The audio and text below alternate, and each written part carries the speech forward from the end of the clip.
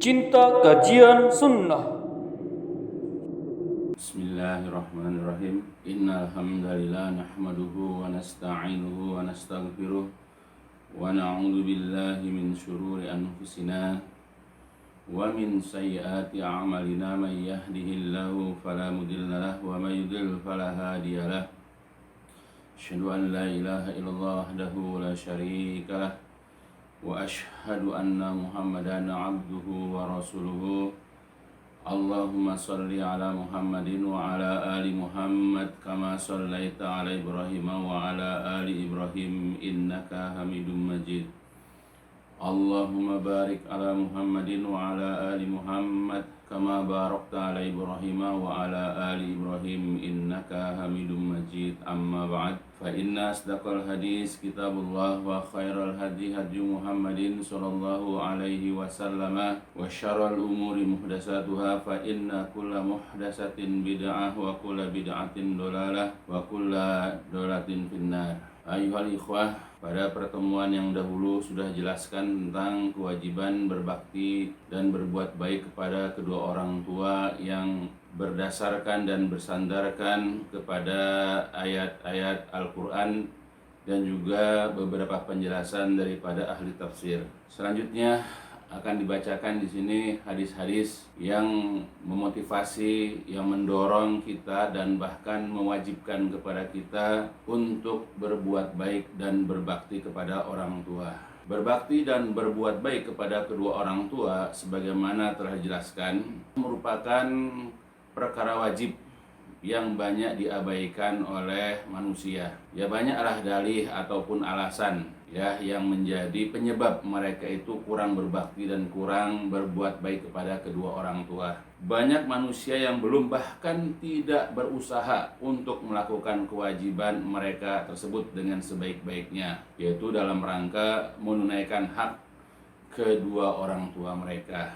Padahal berbakti dan berbuat baik kepada kedua orang tua itu termasuk dari akhlak yang mulia, yang mesti dan bahkan wajib bagi setiap muslim untuk memilikinya, dan juga merupakan salah satu di antara tanda daripada keimanan mereka. Untuk itulah di dalam kitab Makarimul Akhlak, Syekh Muhammad bin Shalih Al-Utsaimin rahimahullah pernah menyatakan di antara akhlak yang mulia adalah berbakti kepada kedua orang tua. Yang demikian itu lantaran keagungan hak kedua orang tua. Allah tidak pernah menjadikan hak untuk seseorang setelah haknya dan juga hak Rasulnya, kecuali untuk kedua orang tua. Allah Ta'ala berfirman, A'udzubillahi minasyaitonirrajim, wa'budullaha wa la tusyriku bihi syai'aw wa bil walidaini ihsanan. Artinya, dan beribadahlah kalian kepada Allah dan janganlah kalian mempersekutukannya, dan hendaklah kalian berbuat baik kepada kedua orang tua. Jelas. Jadi dalam ayat ini, setelah kita diwajibkan untuk menunaikan haknya Allah, yaitu beribadah kepadanya dan tidak berbuat syirik kepadanya, lalu kemudian Allah mewajibkan kepada kita untuk menunaikan hak kedua orang tua, yaitu berbuat baik. Begitu pula, selain daripada ayat-ayat yang pernah dibacakan, Rasulullah SAW juga telah menjadikan salah satu berbuat baik, berbakti kepada orang tua itu adalah menjadikan sebagai salah satu dari amalan yang paling dicintai oleh Allah Azza wa Jalla, bagaimana telah diungkapkan dalam hadis berikut ini, yaitu dari Abdullah bin Mas'ud radhiyallahu an berkata, aku pernah bertanya kepada Rasulullah Shallallahu alaihi wasallam. Kata Ibnu Mas'ud, ayyul amali ahabbu ilallah, amal apakah ahabu yang paling disukai, yang paling dicintai oleh Allah? Qala, kemudian Nabi menjawab, as-sholatu ala waktiha, itu sholat tepat pada waktunya. Kemudian qultu, aku bertanya lagi. Ibnu Mas'ud bertanya lagi, sumai, kemudian apa lagi? Qala, Nabi menjawab, birrul walidain, berbakti atau berbuat baik kepada kedua orang tua. Kemudian aku bertanya lagi, sumai, kemudian apa lagi setelah berbakti berbuat baik kepada orang tua? Kemudian Nabi menjawab, qala, beliau menjawab, al jihadu fi sabilillah, yaitu berjihad di jalan Allah. Jadi amalan yang paling Allah sukai, yang paling Allah cintai adalah sholat pada waktunya, kemudian berbakti, berbuat baik kepada kedua orang tua, lalu yang ketiga adalah berjihad di jalan Allah. Hadis ini dalam riwayat Imam Al-Bukhari, Muslim, dan yang lain-lainnya. Lalu menjelaskan hadis di atas, Syekh Muhammad bin Shalih Al-Utsaimin rahimahullah berkata, berbakti kepada kedua orang tua itu hukumnya fardu ain. Ingat ya, bukan fardu kifayah. Jadi kalau orang tua mempunyai 5 anak misalnya atau 10 anak, lalu di antara mereka sudah ada yang berbakti kepada kedua orang tuanya, yang lain yang tidak, ya tidak gugur. Tetap antara 1 sampai 10 itu punya kewajiban yang sama, yaitu berbakti kepada kedua orang tua. Jadi hukumnya fardu ain sesuai dengan ijma atau kesepakatan setiap manusia. Oleh sebab itulah Nabi SAW telah mendahulukan hal tersebut daripada berjihad di jalan Allah, sebagaimana yang disebutkan tadi dalam hadis di atas, dari hadis dari Abdullah bin Mas'ud. Kemudian dalam kitabnya yang lain, Syekh rahimahullah juga berkata, Nabi SAW telah menjadikan tingkatan berbakti kepada kedua orang tua itu lebih didahulukan daripada tingkatan berjihad di jalan Allah. Padahal berjihad di jalan Allah itu dikatakan wadurramatu sanamihi. Jadi puncak daripada Islam itu adalah jihad. Tetapi dalam hal ini, ya berbakti kepada orang tua itu adalah lebih daripada berjihad tadi. Jadi Nabi SAW telah menjadikan tingkatan berbakti kepada kedua orang tua itu lebih didahulukan, lebih diutamakan dari tingkatan berjihad di jalan Allah. Lalu kemudian Ibnu Mas'ud berkata, seandainya aku meminta tambah ya dengan pertanyaan kepada beliau, niscaya beliau akan menambahnya. Karena tapi Ibnu Mas'ud tidak bertanya lagi, cukup 3 yang dia tanyakan. Kemudian katanya lagi di dalam penjelasan dia, di dalam hadis ini juga terdapat dalil akan keutamaan berbakti kepada kedua orang tua. Jika ada yang bertanya begini, apakah yang dimaksud dengan berbakti atau albir itu? Maka kami akan menjawab, berbakti itu yaitu berbuat baik kepada keduanya dengan ucapan, dengan perbuatan, dan juga dengan harta seukuran dengan kesanggupannya. Bertakwalah engkau kepada Allah dengan sebatas kemampuanmu.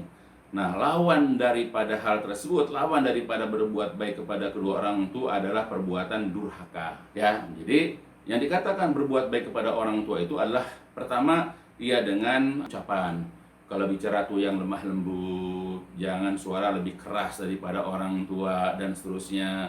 Juga dengan perbuatan, ya, dan bahkan kalau sudah memiliki rezeki, bantulah orang tua. Tapi ingat, dengan kadar kesanggupannya. Karena Allah tidak pernah yang menyuruh kepada kita itu melakukan sesuatu yang tidak kita sanggup. Seperti kata Allah, fattaqullaha mastata'tum. Bertakwalah kalian kepada Allah dengan apa yang kalian sanggup. Kemudian penjelasan lagi katanya, dia kata Syekh rahimahullah, berbakti kepada kedua orang tua itu adalah artinya menyambung kebaikan kepada kedua orang tua dengan harta, dengan melayani orang tua sebaik-baiknya, dengan memasukkan kebahagiaan pada keduanya. Yang membuat orang tua bahagia itu adalah berbakti kepada orang tua. Semisal misalnya wajah yang selalu menampakkan ceria, baik dalam berucap, berbuat, atau semua hal yang dapat menyenangkan kepada kedua orang tua. Nah, jadi membuat orang tua senang dengan sikap, dengan perkataan, dengan perbuatan, dengan pelayanan atau apapun. Lalu kemudian orang tua itu senang dan berbahagia dengan sikap kita sebagai anak, itu sudah termasuk berbuat baik kepada kedua orang tua. Itulah penafsiran dari Syekh Utsaimin tentang bagaimana berbakti kepada kedua orang tua. Ya, sebagaimana dalam hadis yang sudah dijelaskan yang sebelumnya. Dalil di atas beserta penjelasan dapatlah kita pahami bahwa berbakti dan berbuat baik kepada kedua orang tua itu adalah perkara yang sangat penting dalam agama, yang tidak boleh disepelekan, yang tidak boleh diabaikan oleh setiap muslim. Sebab Rasulullah SAW sendiri telah meletakkan kewajiban berbakti itu setelah menunaikan sholat pada waktunya dan juga sebelum berjihad di jalan Allah. Dan semua amalan tersebut termasuk dari amalan yang paling utama dan yang paling disukai oleh Allah Subhanahu wa Ta'ala.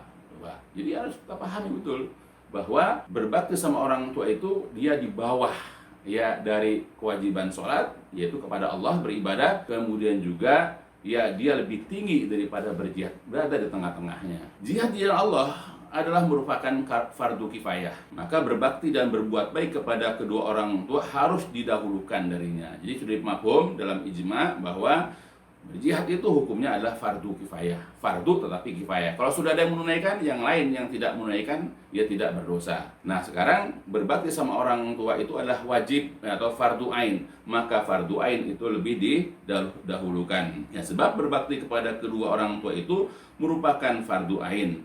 Jika demikian, bagaimana mungkin amalan-amalan sunnah dapat mengalahkan amalan fardu ain? Misalnya, perintah ibu untuk mengerjakan suatu pekerjaan harus didahulukan daripada melakukan sholat duha misalnya. Sholat duha itu kan amalan sunnah.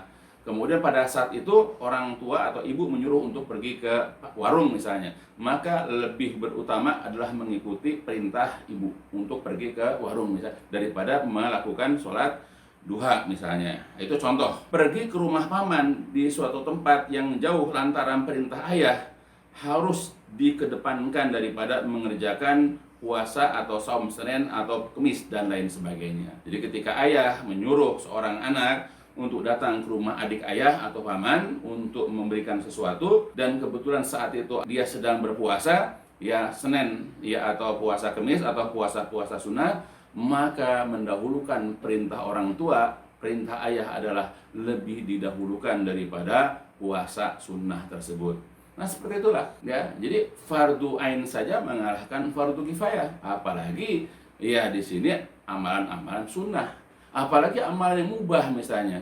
Anak-anak sedang bermain game misalnya, ya atau sedang bersendaguro dengan ya teman-temannya. Lalu pada saat itu orang tua ayah atau ibu menyuruh untuk melakukan sesuatu, ya untuk pergi ke tempat sesuatu, melakukan sesuatu, maka tentu saja amalan-amalan mubah ini harus ditinggalkan, harus dikalahkan daripada perintah kedua orang tua dan begitu seterusnya. Namun sayangnya karena anak-anak sekarang itu kurang terdidik ya dalam masalah agama, khususnya masalah akhlak kepada orang tua ini, banyak di antara mereka yang menyepelekan ya kedudukan orang tua ya, sehingga mereka sering mengabaikan perintah-perintah orang tua dan mereka lebih mengutamakan amalan-amalan yang tadi yang mubah atau bahkan amalan-amalan yang tidak baik. Oleh sebab itulah ya diharapkan kepada generasi muda sekarang dari kaum muslimin untuk memperhatikan kondisi atau keadaan ini ya, karena ingat bahwa kewajiban berbakti kepada orang tua itu di bawah perintah berbakti, di bawah kewajiban beribadah kepada Allah Subhanahu wa taala. Maka perhatikanlah apa yang telah dijelaskan di dalam Al-Quran dan juga hadis-hadis Nabi Shallallahu Alaihi Wasallam. Kemudian di dalam penjelasan berikutnya adalah, jadi jikalau misalnya sebagai umat Islam sekarang ini ya sudah ada kewajiban misalnya berjihad, membela agama daripada serangan, daripada permusuhan orang-orang kafir misalnya. Kemudian mereka ingin berjihad dengan niat meraih pahala Allah, meraih keridhaan Allah untuk mendapatkan surganya dan seterusnya.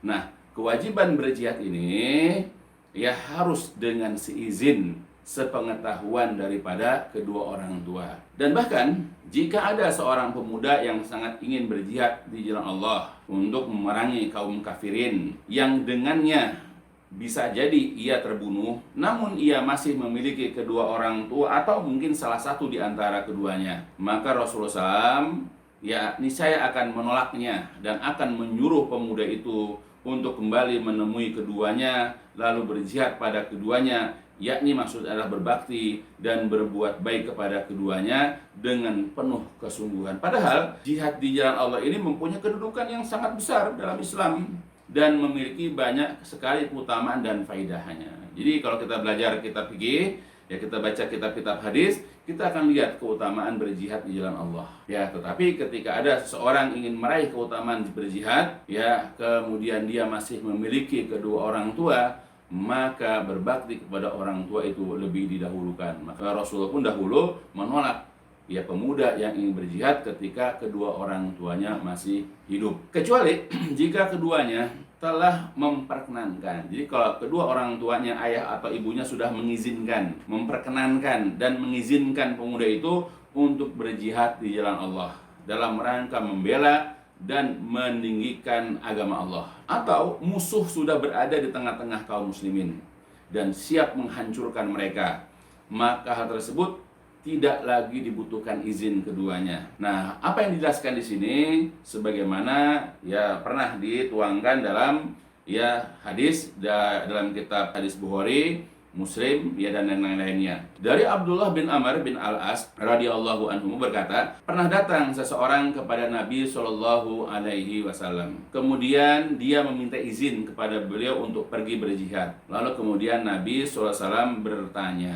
ya, apakah kedua orang tuamu masih hidup? Orang itu kemudian menjawab, iya. Maka beliau bersabda, fafihima fajahid. Jadi ketika kedua orang tuanya masih hidup, ya, Nabi tahu akhirnya kedua orang tuanya masih hidup, kata Nabi, fafihima, pada keduanya lah fajahid, engkau hendaknya berjihad. Itu dari pertama. Yang kedua, dari Abu Sa'id Al-Khudri radhiyallahu an, bahwasanya ada seseorang yang berhijrah kepada Rasulullah SAW dari Yaman. Ya, orang ini asal dari Yaman. Lalu beliau bertanya, apakah kamu mempunyai seseorang yang kamu tinggalkan di negeri Yaman? Ia menjawab, ya, kedua orang tuaku. Beliau bertanya lagi, apakah keduanya telah mengizinkanmu untuk berjihad? Ya, orang ini menjawab, tidak. Beliau lalu bersabda, irji' ilaihima fasta'zinhuma fa'in adina laka fajahid wa illa fabirrahuma. Kata Nabi, irji' ilaihima, kembalilah kamu, pulanglah kamu menemui kedua orang tuamu. Fasta'zin, mintalah izin huma kepada keduanya. Fa'in azina, kalau kedua-duanya mengizinkan kamu untuk berjihad, maka fajahid, silahkanlah berjihad. Tetapi wa illa, dan jika tidak, maksud tidak mengizinkan, fabirra, maka berbuat birlah, berbuat baiklah kamu huma kepada keduanya. Jadi kalau mesti punya orang tua, nggak boleh langsung nyelonong aja untuk berperang, hendaklah minta izin. Kalau diizinkan silahkan, kalau tidak ya udah tahan diri dari berjihad, dan berjihadlah dengan cara berbakti kepada kedua orang tua. Begitu juga dari Abdullah bin Amr bin Al-As, ia berkata, seorang lelaki pernah datang kepada Nabi Shallallahu alaihi wasallam lalu berkata, aku datang untuk berbaiat, untuk berjanji setia kepadamu ya Rasulullah, untuk hijrah dan berjihad dalam rangka mencari pahala dari sisi Allah Azza wa Jalla. Ini nyata untuk mencari ridho Allah. Beliau bertanya, apakah salah seorang dari kedua orang tuamu itu ada yang masih hidup? Ia menjawab, iya, bahkan kedua-duanya, ayah ibuku itu masih hidup. Beliau bertanya lagi, apakah benar engkau ingin mencari pahala dari sisi Allah Azza wa Jalla? Ia menjawab, ya. Maka kemudian Nabi Shallallahu alaihi wasallam bersabda, farji' ila walidaika fa ahsin suhbatahuma. Kalau begitu, kembalilah engkau kepada kedua orang tuamu, lalu berbuat baiklah, fa ahsin, maka berbuat baiklah, suhbatahuma, ya, mempersahabati kedua, maka berbuat baiklah kamu kepada keduanya. Ya, jadi nggak perlu jauh-jauh mencari pahala, mencari keridhaan Allah. Ketika kedua orang tua masih ada, bisa berbakti kepada orang tua pun mendapatkan ridho Allah, bisa mendapatkan pahala, kebaikan dari sisi Allah. Nah itu, jadi itu pentingnya berbakti sama orang tua, bahkan ya melebihi jihad di jalan Allah. Hadis selanjutnya adalah dari Abdul Hagi bin Amr bin Al-As berkata, pernah datang seseorang lelaki kepada Rasulullah Shallallahu alaihi wasallam. Lalu ia berkata, aku datang untuk berbaiat, untuk berjanji setia kepada engkau ya Rasulullah, ya, untuk berhijrah, dan aku telah tinggalkan kedua orang tuaku itu dalam keadaan menangis. Ya, jadi waktu dia datang ke Nabi untuk berhijrah, nanti untuk berjihad, nah waktu itu dia tinggalkan kedua orang tuanya dalam kondisi menangis, karena menangis khawatir ia akan kondisi anaknya. Maka kemudian Rasulullah SAW bersabda, irji' ilaihima fa'adhikhuma kama abkaitahuma. Irji', kembalilah kamu, ilaihima, menjumpai, untuk bertemu kepada kedua orang tamu. Kemudian fa'adhik, dan buatlah tertawa, huma, keduanya, kama, sebagaimana abkaitahuma, sebagaimana engkau telah membuatnya menangis. Nah, sebagaimana engkau tinggalkan keduanya dalam kondisi menangis, sekarang pulang, bikin mereka tertawa. Nah, jadi dari ini jelas ya, kita bisa pahami, kita bisa renungi ya, bahwa ya berbakti kepada orang tua itu kedudukannya sangat tinggi. Jadi kita jangan menyepelekannya. Makanya bagi anak-anak, bagi remaja-remaja yang masih memiliki kedua orang tua, salah satunya atau mungkin kedua-duanya, manfaatkanlah keduanya itu untuk kita jadikan sebagai sarana ya mencari keridhaan Allah, mencari pahala dari sisi Allah. Jangan kita abaikan. Apalagi zaman sekarang, jihad belum diwajibkan, kondisinya pun masih aman, maka manfaatkan waktu sebaik-baiknya. Ya, berbaktilah kepada kedua orang tua. Apalagi kita juga pernah mengenal, sering mendengar perkataan, yaitu surga itu berada di bawah telapak kaki ibu. Al-jannatu tahta aqdamil ummahat, ya kan? Kita sering dengar itu. Maka berbakti dan membaguskan pergaulan kepada kedua orang tua itu kedudukannya lebih utama daripada berjihad di jalan Allah. Ya, jadi kita sudah sepakat dengan hadis-hadis yang sudah dibacakan tadi. Maka bagi setiap muslim yang dapat melakukannya dengan benar dan dalam keadaan ikhlas, maka ia akan mendapatkan juga pahala yang sangat besar. Ya. Karena surga itu berada di telapak kaki ibu. Yaitu maksudnya hendaklah seorang muslim itu berusaha mencari keridhaan ibunya dalam melakukan sesuatu. Jika ibunya ridho kepada dia, kepada orang tersebut, kepada muslim tersebut, maka jalan menuju surga telah terbentang untuknya. Ya. Namun jika ibu tidak meridhoinya, marah dengan kebiasaan keburukan ya si anak, perilaku si anak, ibadah si anak misalnya tidak ridho, maka terhalanglah jalan itu, jalan menuju surga itu bagi anak tersebut. Apalagi keridhaan Allah jalla dzikruhu itu tergantung dari keridhaan kedua orang tua. Jadi Allah ridho kepada seseorang kalau kedua orang tua itu ridho juga kepada anaknya, kepada orang tersebut. Tapi kalau Allah murka kepada seseorang anak itu karena orang tuanya tidak suka, tidak ridho kepada anaknya. Jadi keridhaan kemurkaan Allah itu tergantung daripada kedua orang tua. Jika kedua orang tua ridho kepada anaknya, maka Allah juga akan ridho kepadanya. Tapi ingat syaratnya, selama keridhaan kedua orang tua itu tidak dalam perkara-perkara maksiat, tidak dalam perkara-perkara yang dilarang oleh Allah Subhanahu wa taala dan juga Rasulullah Shallallahu alaihi wasallam. Nah, dalil berkenaan dengan masalah ini dari Thalhah bin Muawiyah As-Salami berkata bahwa Jahimah pernah datang kepada Nabi Shallallahu alaihi wasallam lalu berkata, "Ya Rasulullah, aku ingin berperang dan aku datang untuk meminta petunjuk kepadamu." Lalu beliau bertanya, "Apakah engkau masih mempunyai ibu?" Kemudian ia menjawab, "Iya." Kemudian Nabi bersabda kepada Jahimah tadi, "Falzamha fa innal jannata tahta rijlaiha." Jadi kata Nabi, "Faljamha," tetapilah ia, jangan engkau meninggalkannya. Jadi engkau hendaklah tetap bersama ibumu. Hendaklah engkau itu tinggal bersama ibumu. Jadi jangan engkau meninggalkannya, karena surga itu ada di bawah kedua kakinya. Jadi kalau kamu memang hendak masuk ke dalam surga, kamu ingin mendapatkan banyak kebaikan, jangan tinggalkan orang tua kamu sampai kedua-duanya tidak ada, sampai kedua-duanya wafat. Selama dua orang tua itu masih ada, tinggallah bersama orang tua, dekatlah, ya berbaktilah, berbuat baiklah terus. Fa innal jannah, karena surga itu tahta, berada di bawah rijlaiha, ya kedua kakinya. Nah, kemudian menjelaskan hadis ini berkata Al-Imam Sindi rahimahullah, surga berada di bawah telapak kaki ibu. Maksudnya adalah sesungguhnya bagianmu dari surga tidak akan engkau dapat kecuali dengan keridhaan ibu. Seolah-olah surga itu berada di bawah telapak kakinya. Hal ini merupakan kaidah, yaitu kamu tidak akan masuk ke dalam surga kecuali dari arah tersebut, yaitu dari arah berbuat baik dan berbakti kepada ibu. Nah, jadi dikatakan surga itu berada di bawah kaki ibu.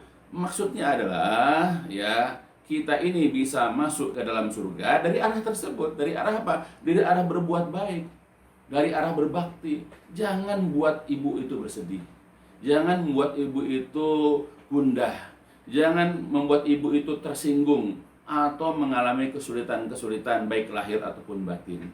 Tapi kalau orang tua itu, ibu khususnya, bahagia, senang, lega bersama anak-anaknya, ya maka terbentanglah arah surga bagi si anak tersebut. Ya mudah-mudahan ya mereka, anak-anak kita semuanya, ya seluruh daripada kaum muslimin memanfaatkan kedua orang tua, baik ayah atau apalagi ibu, untuk menjadi sarana atau jalan menuju surga. Begitu juga dari Muawiyah bin Jahimah ya As-Salami berkata, aku pernah mendatangi Rasulullah Shallallahu Alaihi Wasallam. Aku bertanya begini, wahai Rasulullah, aku ingin berjihad bersamamu dalam rangka mencari keridhaan Allah dan juga negeri akhirat. Kemudian beliau bersabda, celakalah engkau.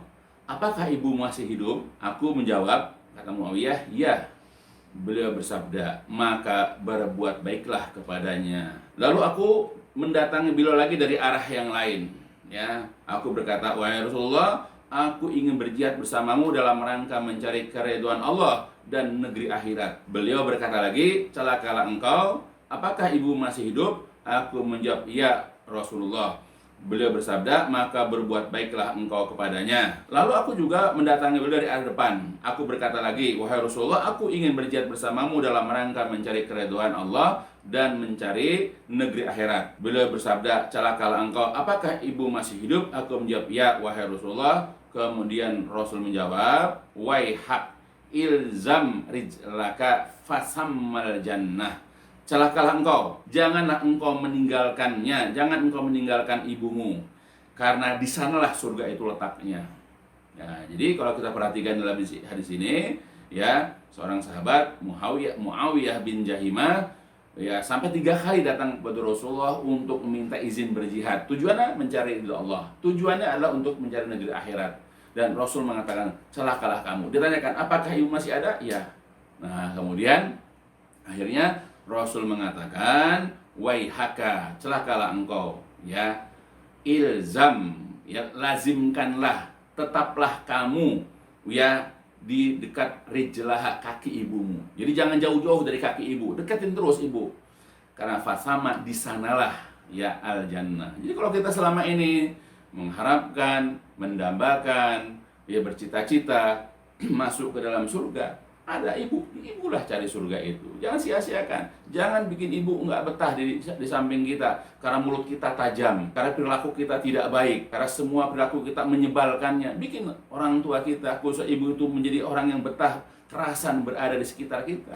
Dia bahagia kalau bersama kita. Nah, buatlah orang tua seperti itu. Kemudian lagi di dalam hadis yang lain, ya, dari Abdullah bin Amr bin Al-As radhiyallahu an, bahwasanya Rasulullah SAW pernah bersabda, nih, ridho Rabb fi ridhol walidain wa sukhtuhu fi sukhtihima. Ridho Rabb, ridhonya Rabb, ridho Allah itu adalah fi ridho, ya, tergantung pada ridhonya al-walidain, ya, tergantung daripada keridhaan kedua orang tua. Wa sukhtuhu, dan kemurkaan Allah itu fi sukhtihima, tergantung pada kemurkaan keduanya. Jadi kalau orang tua ridho kepada anaknya karena perilakunya, adabnya, akhlaknya, sikapnya, pelayanannya baik, dia sehingga ridho, maka Allah akan ridho kepada anak. Tapi kalau orang tua selalu kesal, marah, jengkel dengan kelakuan anak, misalnya anak itu suka banyak meminta padahal orang tua tidak sanggup, misalnya selalu berkata ya lebih daripada orang tua berkata 3, anak berkata 10 misalnya, ya, atau banyak membantah, misalnya sering keluar karena pada orang tua melarang, ya, dan seterusnya, disuruh menjaga jarak dari teman-teman yang buruk, tapi dia malah berteman dengan yang buruk, sehingga orang tua jengkel, kesal, dan tidak ridho dengan perilaku anak. Berhati-hatilah, karena nanti Allah pun tidak akan ridho kepadanya, Allah akan murka kepadanya, nauzubillah. Maka sebab itu, ya, dengan dalil-dalil seperti ini, cobalah, ya, sebagai seorang anak, ya, sebagai seorang muslim yang baik, cobalah cari keridhaan orang tua sebaik-baiknya. Tapi ingat, dalam perkara-perkara ma'ruf. Bikin orang tua senang dengan perilaku kita, ya, dengan pelayanan kita, dan seterusnya. Ya, mudah-mudahan ya apa yang dijelaskan di sini bisa memberikan faidah, ya, kepada anak-anak kita dari kalangan, ya, kaum muslimin, sehingga mereka berusaha sebaik-baiknya setelah beribadah kepada Allah, kemudian berbakti kepada orang tuanya. Kemudian yang perlu diperhatikan juga, dan ini sering terjadi di masyarakat kita, yaitu kaum muslimin, tentang hubungan seseorang itu dengan pasangan dan kedua orang tuanya. Itu misalnya antara ibu ya dengan istri, ya, atau kalau dia itu seorang wanita antara suami dengan ayah misalnya. Nah, jika seorang muslim mendapatkan perselisihan, jika seseorang muslim mendapatkan ya pertikaian di antara istri dan ibunya, dan kemudian perselisihan itu tidak dapat dipersatukan setelah diupayakan untuk berdamai, berbaikan misalnya. Bahkan sang ibu terkadang minta anaknya untuk menceraikan istrinya. Maka bagaimana sikap anak? Maka hendaknya anak tersebut memperhatikan permintaan ibunya tersebut dengan baik dan cermat. Jika permintaan itu sesuai syar'i, maka hendaklah ia segera memenuhi permintaan ibunya. Namun jika tidak sesuai syar'i, maka tidak mengapa ia menolak permintaan ibunya dengan memberi penjelasan kepada ibunya itu dengan baik dan santun. Misalnya, seorang ibu meminta kepada anak lakinya itu, ya, karena istrinya barangkali tidak menutup aurat misalnya, atau adabnya kurang baik kepada dirinya, kepada ibunya, kurang penyambutannya, ketus dan seterusnya, atau hal-hal yang lain yang bertentangan ya dengan syariat dari apa yang dilakukan oleh istrinya. Lalu kemudian sang ibu ya, atau bahkan juga ayah misalnya meminta kepada si laki-laki itu, ya, kepada anak lakinya itu untuk menceraikan istrinya. Maka hendaklah seorang anak memperhatikan ya dengan cermat, memperhatikan dengan baik apa yang diminta oleh kedua orang tuanya atau oleh ayah atau ibunya. Nah, ini sebagaimana yang pernah diriwayatkan dari Ibnu Umar radhiyallahu anhuma. Dia berkata, "Aku mempunyai seorang istri yang aku cintai. Namun Umar, yaitu ayahku, tidak menyukai istriku itu." Ia berkata kepadaku. Jadi ayahku Umar berkata kepadaku, kata Ibnu Umar nih. Ya, kata Umar, "Talikha, ceraikanlah dia." Tetapi fa'abaitu, aku menolak ya perintah orang tuaku. Ya, aku menolak perintah ayahku. Fa'ata Rasulullah sallallahu alaihi wasallam. Lalu kemudian dia pun datang kepada Rasulullah sallallahu alaihi wasallam. Jadi Ibnu Umar datang mengadukan hal tersebut kepada Rasulullah sallallahu alaihi wasallam. Fadzakara dzalika, lalu dia menceritakan ya tentang hal tersebut kepada Rasulullah. Faqalali, lalu setelah itu berkatalah kepadaku Rasulullah sallallahu alaihi wasallam. Rasul pun mengatakan kepadaku begini, "Talikha, ceraikanlah dia." Nah, jadi sebagaimana saran ayahmu untuk menceraikan istrimu, maka ceraikanlah dia. Itu ada dalam hadis riwayat Ahmad dan yang lain-lainnya. Nah, mau komentari hadis ini, Syekh Salim bin Id al-Hilali berkata, wajibnya mentaati ayah di dalam perkara-perkara yang diwajibkan oleh Islam. Bolehnya seorang muslim atau muslimah benci kepada perkara buruk dengan syarat kebenciannya itu tidak melampaui batas akan sifatnya. Yang tiga, bolehnya memisahkan istri dari suaminya yang tidak dapat membantu suaminya dalam perkara-perkara agama. Jadi kalau menurut saya di sini, bahwa selama ayah itu memerintahkan sesuatu ya dalam rangka mentaati, ya dalam rangka mentaati agama, dalam rangka mentaati al-Rasul, itu wajib ditaati. Apalagi ini perkara yang diwajibkan. Bahkan di sini juga boleh memisahkan seorang istri dari suaminya. Jadi seorang ayah boleh memisahkan seorang wanita itu dari anak laki-lakinya selama tidak membantu, ya selama si istri itu tidak membantu suaminya dalam perkara-perkara agama, ya karena tidak menutup aurat, suka bertangga dengan menggibah orang lain, ya atau dia ya kurang baik dalam pergaulan karena dia ya katakanlah sering campur baur dengan lawan jenis dan seterusnya. Kemudian dalam hadis ini pula berkata ya Al-Imam Asy-Syaukani rahimahullah, hadis ini merupakan dalil yang jelas yang menetapkan bahwa wajib bagi seseorang apabila ia diperintah oleh ayahnya untuk menceraikan istrinya, untuk segera menceraikannya. Kendati pun ia sangat mencintai istrinya itu. Hal tersebut bukan merupakan uzur atau alasan di dalam menahannya, yaitu tidak menceraikannya. Dan dalam hal ini bukan hanya hak ayah saja, tapi juga ibu. Ya, jadi bukan hanya ayah yang boleh dibolehkan menyuruh anak laki-lakinya untuk menceraikan istrinya. Bahkan ibu pun boleh menyuruh anak laki-lakinya untuk menceraikan istrinya. Karena Nabi SAW telah menerangkan bahwa ibu itu mempunyai hak atas anaknya yang melebihi atas hak daripada ayahnya. Ya, karena kalau kita perhatikan hak ayah, hak ibu sama, bahkan ibu itu lebih tinggi haknya daripada ayahnya. Jadi dari hadis di atas menjelaskan tentang perintah mematuhi kedua orang tua dalam memenuhi permintaan keduanya. Meskipun berupa amalan yang tidak disukai oleh seorang anak, yaitu apa? Yang tidak disukainya menceraikan istrinya yang dicintainya. Pada masa lalu pun pernah kita dengar Nabi Ibrahim SAW telah memerintahkan putranya, yaitu Nabi Ismail alaihissalam, untuk mengganti palang pintunya, maksudnya adalah menceraikan istrinya. Dan Nabi Ismail pun segera mematuhi perintah ayahnya. Jadi banyaklah riwayat-riwayat hadis kalau kita baca kitab-kitab kita akan jumpai bagaimana seorang ayah atau seorang ibu nanti menyuruh kepada anak laki-laki untuk menceraikan. Nah, bagaimana kalau seandainya anak itu belum menjadi istrinya? Ya hanya kekasihnya barangkali. Lalu si orang tua minta si anak itu untuk berpisah dengan perempuan itu karena jatuh kepada fitnah, karena banyak melakukan kemaksiatan dengan itu lebih lagi. Yang sudah menjadi istri saja harus segera diceraikan. Bagaimana yang belum menjadi istri? Tapi sayang anak-anak sekarang itu karena atas nama cinta, atas nama suka, berat rasanya memenuhi keinginan kedua orang tuanya, sehingga sulit bagi dia untuk meraih keridhaan Allah dengan perantaraan keridhaan kedua orang tuanya. Juga diriwayatkan oleh Ibnu Hibban dalam kitab Sahihnya bahwasanya ada seseorang datang kepada Abu Darda. Ia berkata begini, "Sesungguhnya ayahku senantiasa bersamaku sehingga ia menikahkanku. Dan sekarang ayahku menyuruhku untuk menceraikan istriku." Abu Darda berkata, "Aku tidak akan menyuruhmu untuk durhaka kepada kedua orang tuamu. Dan aku juga tidak akan menyuruhmu untuk menceraikan istrimu." Ya, aku tidak menyuruh kamu durhaka, maksudnya istri kamu nggak diceraikan, nolak kemauan orang tua. Tetapi aku juga tidak menyuruhmu untuk menceraikan istrimu, yaitu patuh kepada kedua orang tuamu. Hanya saja jika engkau mau, aku akan ceritakan kepadamu apa yang pernah aku dengar dari Rasulullah SAW. Aku pernah mendengar Rasulullah SAW bersabda begini, "Al-walidu awsatu abwabil jannah. Fahafiz ala dalikal bab in syi'ta auda." Ya, jadi artinya ayah itu adalah sebaik-baik pintu surga.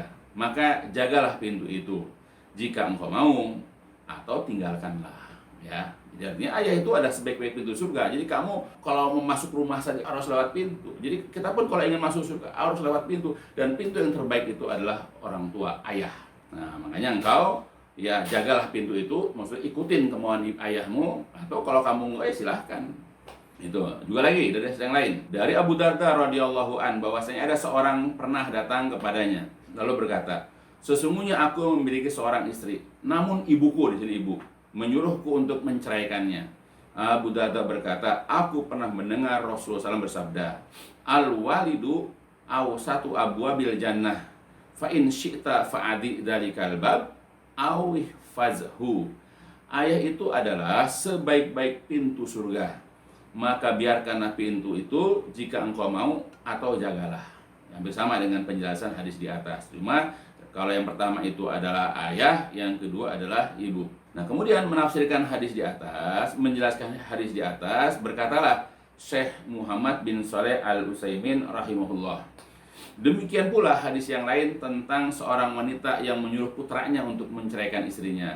Nabi SAW telah menjelaskan bahwa menyambung silaturahmi atau berbakti kepada kedua orang tua itu menjadi penyebab masuk ke dalam surga. Hal ini merupakan isyarat bahwa jika ia berbakti kepada ibunya dengan menceraikan istrinya, maka hal itu akan menjadi penyebab masuknya ia ke dalam surga. Jadi kalau seorang anak nurut sama ibunya lalu menceraikan istrinya karena suatu sebab atau suatu uzur, maka dengan sebab itu anak bisa masuk ke dalam surga. Kemudian lagi dikatakan oleh Syekh Salim bin Id Al-Hilali, berbakti kepada orang tua itu menjadi penyebab masuknya ke dalam surga dan terbukanya pintu-pintu surga. Karena membuat ridho kedua orang tua itu wajib didahulukan daripada membuat ridho istri. Jadi membuat orang tua ridho itu lebih utama ya daripada membuat ridho istri. Ya, sayang kita ini kadang-kadang kalau sudah berkeluarga itu lebih suka ya mencari rasa suka istri daripada orang tua. Kita kadang-kadang nggak peduli dengan kesedihan, kita nggak peduli dengan kedukaan ya kedua orang tua. Kita bagaimana ya dalam sehari-hari kita membuat istri kita ridho, walaupun dengan membuat kedua orang tua itu bersedih. Nah itu padahal jelas di sini membuat ridho kepada kedua orang tua itu wajib didahulukan. Ingat ya, jadi berbakti membuat ridho kepada kedua orang tua wajib didahulukan daripada membuat ridho istri. Kemudian juga dari Mu'adz bin Jabal berkata, Rasulullah Shallallahu Alaihi Wasallam telah berwasiat kepadaku dengan 10 kalimat. Di antaranya beliau bersabda, la tusyrik billahi syai'an wa in kutilta wa hurrikta wa la ta'uqanna walidaika wa in amaraka an takhruja min ahlika wa malika. Janganlah engkau sekali-kali berbuat syirik kepada Allah meskipun engkau dibunuh, walaupun engkau dibakar hidup-hidup. Ingat tuh. Ya, jadi kita jangan mau kalau andai kata disuruh oleh seseorang untuk melakukan kemusyrikan, walaupun dengan itu akhirnya kita dibunuh atau kita dibakar hidup-hidup. Kemudian yang kita ambil, wala ta'uqanna, jangan sekali-kali kamu durhaka kepada kedua orang tuamu. Dalam suatu riwayat, patuhilah kedua orang tuamu, meskipun kedua orang tua itu menyuruh kamu untuk pergi keluar meninggalkan keluarga dan hartamu. Ya, jadi kita patuh, walaupun orang tua menyuruh sana pergi dari rumahmu, pergi dari keluargamu, pergi dari istrimu, sampai seperti itu. Atau dalam berkata yang lain, keluar dari duniamu. Jadi patuh dan tidak mendurhakai kedua orang tua itu diletakkan dalam hadis ini setelah Nabi Shallallahu Alaihi Wasallam melarang umatnya untuk melakukan kemusyrikan. Meskipun perintah mematuhi keduanya tersebut, ia dalam bentuk meninggalkan keluarga, yaitu istri dan anak-anaknya, serta dunianya. Nah, apakah ya kita sebagai muslim nggak paham dengan hadis-hadis Nabi seperti ini? Maka untuk meraih surga yang menjadi tujuan ibadah kita selama ini, hendaknya kita berusaha atau seseorang berusaha mematuhi ayah dan ibunya atau kedua orang tuanya, meskipun ia harus menceraikan istrinya. Kalau istri sering bertengkar, ia sering berselisih, ya tidak ada kecocokan ya dengan ibunya atau dengan ayahnya, ya karena banyak kita jumpai seperti itu, pertikaian antara istri dan orang tua gitu. Jadi ibu dan menantu itu kadang-kadang sering terjadi seperti itu. Nah, kalau andai kata orang tua ternyata meminta supaya anak menceraikan istrinya, ya patulah kalau kita ingin masuk ke dalam surga. Namun juga yang harus diperhatikan, hendaknya kita memperhatikan faktor yang menjadikan mengikuti perintah keduanya. Lihat apa yang menjadi faktor penyebab orang tua kita itu menyuruh kita ini menceraikan istri, yaitu harus karena faktor syar'i, ada aturan syariatnya. Jika keduanya menyuruh karena faktor syar'i, misalnya istri gemar melakukan kemusyrikan, misalnya suka pergi ke dukun misalnya, atau suka pergi ke kuburan para wali, atau pakai jimat dan banyak lagi lah kemusyrikan yang lain, ya, atau tidak berhijab, tidak mengenakan pakaian muslimah, tidak menunaikan sholat dengan baik, memiliki akhlak yang buruk lantaran gemar menggibah atau sering memfitnah, suka berselingkuh misalnya, suka melawan dan menelantarkan pelayanan kepada dirinya, yang nggak pernah ngurus dirinya, kemudian tidak mau mengurus anak-anaknya, lalu juga ingin menguasai harta dan dirinya, ya ingin kuasain, sehingga suami itu dilarang untuk memberikan harta kepada kedua orang tuanya atau kepada saudara-saudaranya, untuk menjauhkannya dari kedua orang tua dan saudara-saudara. Nah, dan selainnya, maka wajib baginya untuk mematuhi keduanya. Jadi kalau alasan syar'i, patuhi kedua orang tua. Namun, jika bukan karena sebab syar'i, maka tidak mengapa dan sepantasnya baginya untuk tidak mematuhi kedua orang tua. Misalnya apa? Ya, karena merasa enggak sesuku, ya tidak sesuku, atau istrinya kurang cantik, tidak sederajat dalam pendidikan, status sosial, dan sebagainya. Ya, kita tidak perlu patuh karena itu faktor-faktor duniawi, ya. Maka kita tolak keinginan kedua orang tua, tapi dengan cara yang santun, dengan cara yang baik. Nah, sebagaimana pernah terjadi, seseorang pernah mendatangi Imam Ahmad rahimahullah, dan orang itu ketika datang kepada Imam Ahmad berkata begini, sesungguhnya ayahku pernah berkata kepadaku begini, ceraikan istrimu. Sedangkan aku, kata anaknya itu, kata orang tersebut kepada Imam Ahmad, aku masih mencintai istriku. Kemudian Imam Ahmad berkata, janganlah engkau menceraikannya. Lalu orang itu bertanya, bukankah Nabi SAW dulu pernah menyuruh Ibnu Umar untuk menceraikan istrinya lantaran perintah Umar bin Khattab? Bukankah Nabi dahulu telah menyuruh Ibnu Umar untuk menceraikan istrinya lantaran perintah Umar? Kemudian Imam Ahmad berkata, apakah ayahmu itu Umar? Sebab Umar radhiyallahu anhu itu, ya, sebagaimana yang kami ketahui dengan yakin bahwa ia tidak akan menyuruh Ibnu Umar untuk menceraikan istrinya kecuali dengan sebab syar'i. Jadi kedua Umar radhiyallahu an, sahabat Nabi itu ketika memerintahkan putranya ya untuk menceraikan istrinya karena sebab uzur syar'i. Nah, sedangkan ayahmu yang nggak tahu. Nah, jadi kalau misalnya kita diperintahkan oleh kedua orang tua untuk menceraikan istri kita dan bukan sebab syar'i, mungkin karena faktor cantik, faktor suku, faktor pendidikan dan yang lain, jangan diikuti. Kita tolak, tapi berikan uzur-uzur, alasan-alasan dengan cara yang baik dan santun. Jadi berdasarkan hadis dan penjelasan di atas, dapatlah kita pahami bahwa istri itu harus diperhatikan bukan tempat akhir kecintaan dan pemuliaan. Jadi kita kalau ingin mencintai seseorang, istri itu bukan tempat yang terakhir. Sehingga ia menganggap remeh dan hina ibunya. Ya, karena kita sangat cinta sama istri, sehingga ibu kita remehkan dan bahkan kita hina ibu kita yang telah melahirkan, merawat, mendidik, ya, dan seterusnya sejak ia masih kecil dengan penuh kecintaan dan kasih sayang. Bayangkan, orang tua kita yang dulu sudah melahirkan, menyusui, merawat, dan seterusnya, wah, tiba-tiba hanya karena orang yang kita ketemui dari sejak kita menikahinya, lalu berubah kita jadi tidak suka kepada ibu kita. Janganlah seperti itu. Maka janganlah ia lebih mementingkan istrinya dan mengabaikan kedua orang tuanya.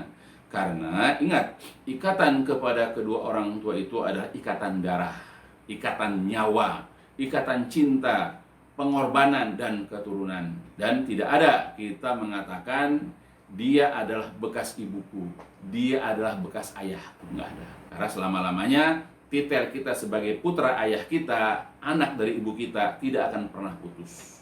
Ingat, perjuangan kedua orang tua membesarkan kita sehingga kita bisa menikahi seorang wanita. Sedangkan ikatan kepada istri hanyalah terkadang ikatannya pernikahan, ya, kemudian nafsu, cinta, ya, kasih dan sayang, ya. Tapi bukan akhir, karena sering dijumpai ada sebutan ia adalah bekas istriku. Nah, jadi ketika bersengketa, berselisih, nggak cocok, kemudian bercerai, kita akan katakan dia bekas istriku. Dan tidak ada kata-kata dia bekas ibuku, dia bekas ayahku, nggak ada. Janganlah ia memandang istrinya dengan pandangan kasih sayang, tetapi memandang ibu atau ayah dengan pandangan permusuhan dan kebencian. Jangan pula ia memperhatikan segala kebutuhan istri dan anaknya, sebab khawatir mereka sengsara dan tidak berbahagia. Sedangkan ia mengabaikan dan menelantarkan kedua orang tuanya dalam kemiskinan, penderitaan, ya, dan juga berbagai macam kesulitan-kesulitan hidup. Nah, yang penting adalah alangkah indahnya, alangkah bagusnya jika seorang istri itu mengerti akan kedudukannya di sisi suami dan mertuanya. Mudah-mudahan seorang laki-laki ketika menikahi seorang wanita, karena faktor agama yang dicari, karena faktor kesolehan yang dicari dari istrinya, nanti si istri itu mengetahui kedudukan dia di sisi suami dan juga mertuanya, sehingga ia selalu memberikan dorongan, motivasi kepada suaminya untuk senantiasa berbakti dan berbuat baik kepada kedua orang tua suaminya atau berbuat baik kepada mertuanya, sehingga mertuanya itu pun dengan sikap istri yang seperti itu akan menyayanginya, ya, akan mencintai menantunya, dan tidak akan akhirnya si orang tua itu menyuruh kepada anaknya untuk menceraikan dia. Nah, itu yang mudah-mudahan kita pahami. Ya, yang penting lagi harus kita pahami dalam hadis-hadis yang sudah dibacakan tadi, ya, cobalah perhatikan bahwa kedudukan berbakti kepada kedua orang tua, ya, selain dari apa yang Allah katakan, selain apa yang Allah firmankan, dan daripada apa yang Allah jelaskan dalam ayat Quran tentang kewajiban berbakti, berbuat baik kepada kedua orang tua, begitu juga dalam hadis-hadis Nabi dijelaskan dengan jelas sekali tentang kedudukan berbakti dan berbuat baik kedua orang tua ini adalah perkara yang sangat agung. Maka janganlah sekali-kali kita ini meremehkannya dan tidak peduli kepada apa yang telah dijelaskan oleh Allah dan juga Rasulullah SAW. Ya, mudah-mudahan penjelasan kedua tentang berbakti kepada kedua orang tua ini bisa memberikan faidah kepadaku, kepada anak-anakku, kepada menantu-menantuku, dan juga kepada cucu-cucuku dan semua keluargaku, dan juga kepada seluruh kaum muslimin, ya, agar mereka mulai sekarang memperhatikan kedudukan orang tua mereka masing-masing, lalu meletakkan kecintaan, berbuat baik, kemudian berbakti kepada kedua orang tuanya. Ya, mudah-mudahan dengan inilah ya kita bisa masuk ke dalam surga, meraih keridhaan dan balasan kebaikan. Amin ya rabbal alamin. Nah, untuk sesi yang ini insya Allah selesai, dan insya Allah kita akan lanjut lagi nanti pada bahagian yang selanjutnya insya Allah, dan ditutup dengan walhamdulillahirabbil alamin. Subhanakallahumma wa bihamdika asyhadu an la ilaha anta astaghfiruka wa atubu ilaik. لسوف أعود يا أمي أقبل رأسك